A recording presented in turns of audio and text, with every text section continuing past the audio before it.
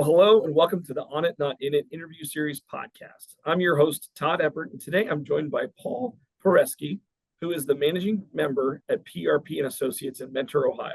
Paul, thank you so much for joining us. Would you like to kick us off with a brief background as to who you are and what you do?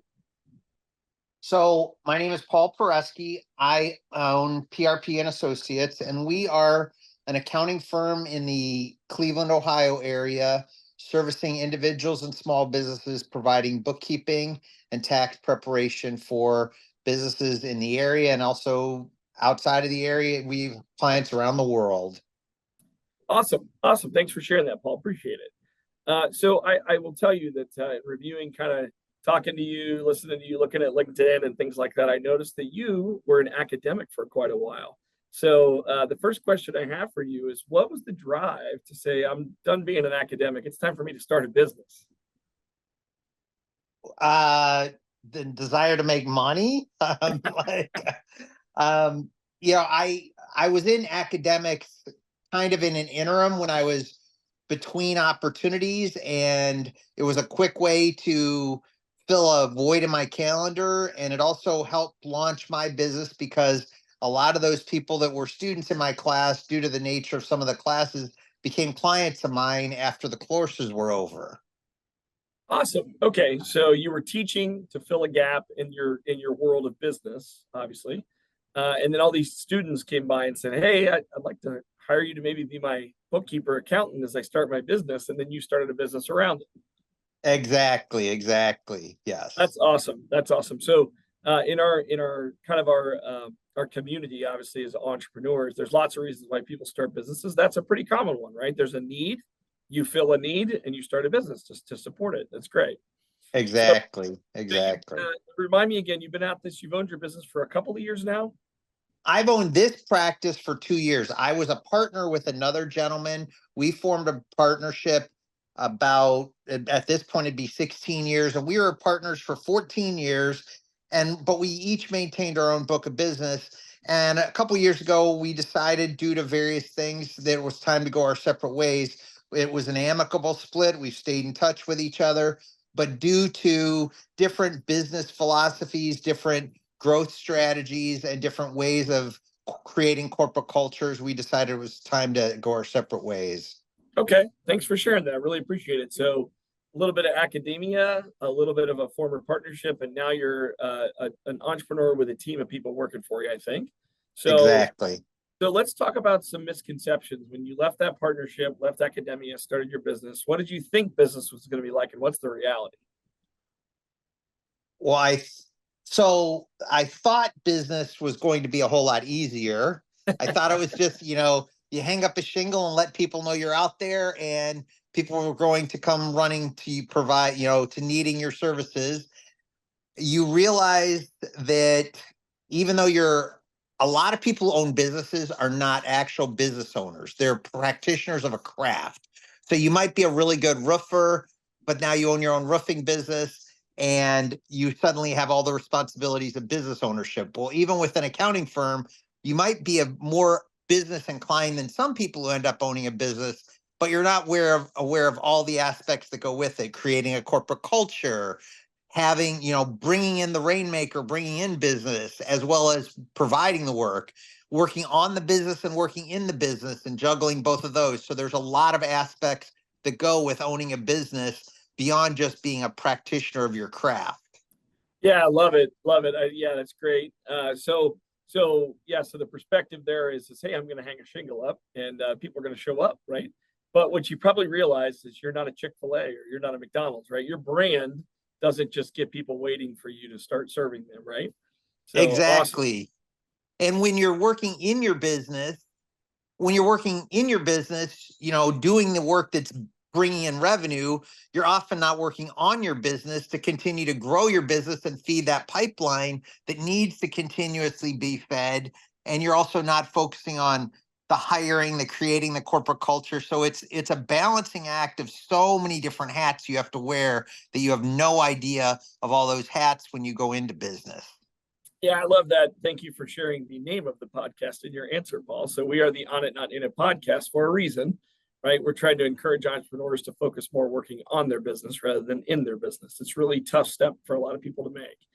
So, okay, so you probably had some flexibility in academia because people were, they had classes and then you'd show up and teach and people would, and then when you had a partnership, you always had someone to rely on. But now you've got a business that relies on you. So how have you been able to maintain work-life balance as you've got your business started over the past couple of years? Hiring an amazing team. It's all about the people you hire. The people you hire can make your life easy and can help you grow your business, or they can make your life miserable. And making sure you have the right people on the right seats, on the right bus, serving the roles, and that you help motivate them and encourage them so that they can fully develop themselves. I had a gentleman who worked for me, great employee, great guy, but it was a stop for him on his career. And now he owns a business and we send business back and forth to one another. And I'm very happy that he owns his own business. Now, that's not for everybody. Not everybody is wired to own their own business. But I knew early on when he was on my team that it was going to be a stop on his career, that it wasn't going to be a long-term situation for him with us.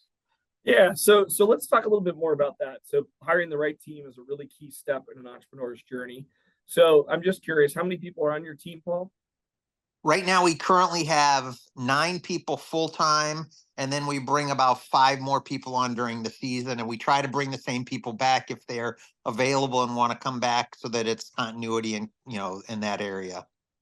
Yeah, okay, great. So, and without, we don't endorse things on this podcast. So without sharing any name brands or anything like that, is there any strategies you employ to hire people that help you do it well? Word of mouth is the best method. For some of our seasonal people, we've also been really reliant on either, semi-retired people who might have retired earlier and then realized that Northeast Ohio in February and March is not a great area to just be hanging out. So if they had a work to do, that'd be great. And then sometimes we've brought some moms back in who, want to do something but don't want the full-time commitment of a year-round job. But if they, they have availability and we can be flexible and say, hey, yeah, come in at 9 and leave by 3 and be home for the kids. And there's no summer work at all because that's not our busy season. So from a seasonal perspective, that's been very effective. And then from long-term hires, both word of mouth, and then sometimes, you go to the recruiters and use them as well.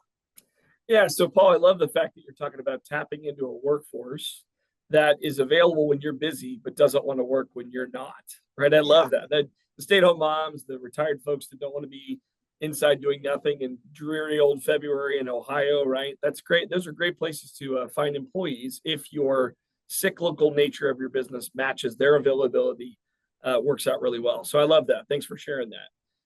Can you help some of our other entrepreneurs think about creatively hiring help when their need is there and the employees available, if that makes sense? So appreciate that. I mean, yeah, definitely letting your existing staff know you're hiring, because your existing staff is often a great resource to, their friends, their family. And if you've created a corporate culture that people enjoy working on, they'll want to bring their friends. They'll want to bring their, coworkers from previous employment places. So, definitely tapping into that. But then the professional organizations, but a lot of it is if you create a corporate culture and let the world know what you're doing besides the work you're doing. So if the team goes out to a ball game as a group, then put that out on LinkedIn or Facebook, and so that people see that it's not just come in, do your job, go home, and there's no connections between and among the employees beyond that. Yeah, I love that. You're talking about building like a culture that creates your business as a destination rather a job, a fun place to be. Hey, we're accountants, but we actually get out to ball games and have some fun too, right? Exactly. Yeah, I like that. So obviously, this isn't your first rodeo. We've talked about that. You've been in academia, you've been in a partnership for 14 years, new business. So over your lifetime, you've seen a lot of evolving business conditions, and that causes you to change direction over time and pivot and things like that. The most recent one, obviously, was the pandemic, which is, I think, finally in the rearview mirror, but maybe not. But I'll ask the question. So how do you stay innovative? You do kind of a pride and true, the bookkeeping, accounting work, that's kind of nothing really ever changes in accounting, but it does. So how do you stay innovative?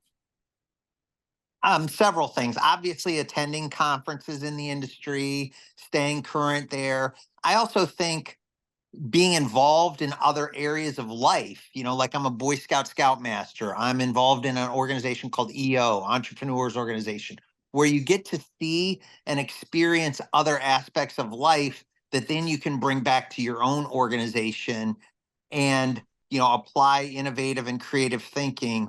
I was with somebody last week and we were talking about his marketing, and I was impressed because I'm getting LinkedIn mails from him and he's sitting here with me on vacation.